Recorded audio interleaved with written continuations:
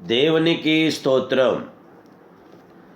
ఈరోజు కల్వరి న్యాయాధిపతి అయిన దేవదేవుడైన యేసుక్రీస్తు ప్రభువారికి మహోన్నతమైన వాగ్దానం.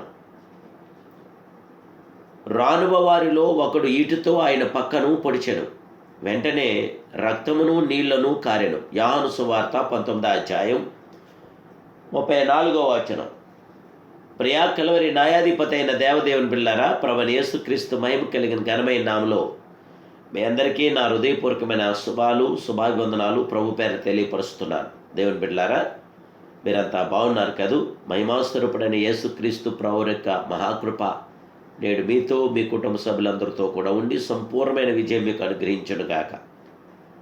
దేవదేవుని బిడ్డలారా, మన ప్రియ ప్రభు అయిన యేసు శరీరమును చీల్చబడిన శరీరం. ఆ దేవాదేవుడు తనకు విలువైన అమూల్యమైనటువంటి రక్తమును మన కొరకు ఆయన చిందించారు. యేసుక్రీస్తు ఎంత చిత్రవదకు గురి అయ్యానో మనకు తెలుసు. గెచ్చమనే వనములో రక్తము చెమట బిందువులై ఆ ప్రియుని శరీరం మీదుగా నేలపడెను. లూకాసు వార్త 22వ అధ్యాయం 44వ వచనం. ఇంతలో జనులు గుంపుగా వచ్చారు.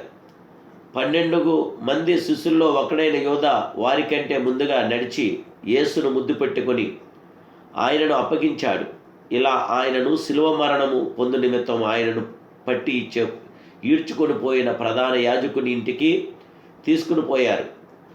యేసును పట్టుకున్న మనుషులు ఆయనను అపహాసించి కొట్టి, నిన్ను కొట్టిన వాడెవడో ప్రవచించమని ఆయనను అడిగి, ఇంకా ఆయనకు విరోధంగా అనేక దూషణ మాటలు పలికారు.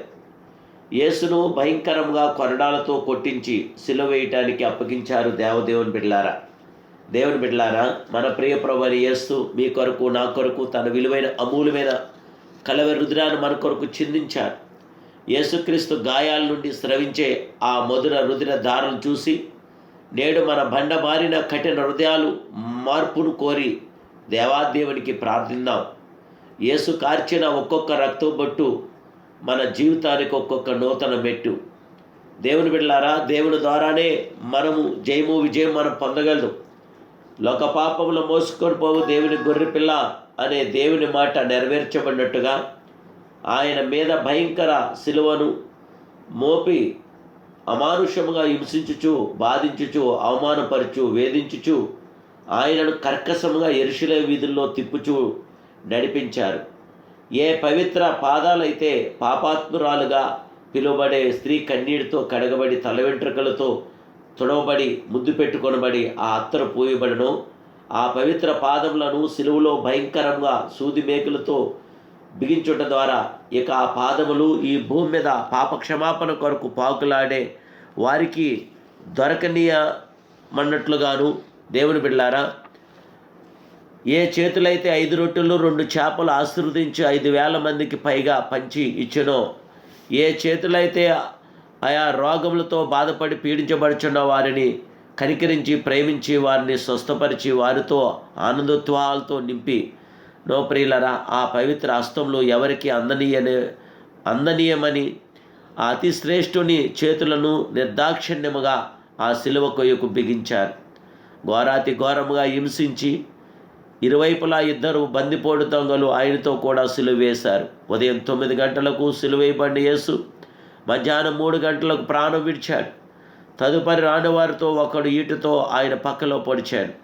ప్రియమైన దేవుని బిడ్డలారా, మన ప్రియ ప్రభు మన కొరకు ఎంత త్యాగం చేస్తున్నారో, ఆయన చేసిన మహాత్యాగమును బట్టి ఆయన నామానికి మహిమార్థంగా మన జీవితాలు కొనసాగిందాం. ఇప్పుడే కల్వరి న్యాయాధిపతి అయిన క్రీస్తు మీ కొరకు నా కొరకు కార్చిన యేసు రక్తంలో సంపూర్ణ జయమున్నదని గుర్తించండి. మహాశక్తివంతమైన రక్తం మన ప్రియ ప్రభువైన యేసు రక్తం. చారిత్రాత్మక రక్తమే మన ప్రియ ప్రభువైన యేసు రక్తం. చరిత్రను చీల్చిన రక్తం మన ప్రియ ప్రభువైన యేసు రక్తం. దేవుని బిడ్డలారా, యేసు రక్తం ద్వారా సంపూర్ణ విజయం మీరు పొందాలి. ఇప్పుడే యేసుక్రీస్తు ప్రభువారి నామానికి మహిమార్థంగా మీకు ఆశీర్వాదకరంగా మీ హృదయాలెత్తి మీ ఆలోచనలెత్తి ప్రభుని ప్రార్థించండి. ప్రభు మీకు సంపూర్ణ జయ విజయం దయచేయను గాక. ప్రార్థన.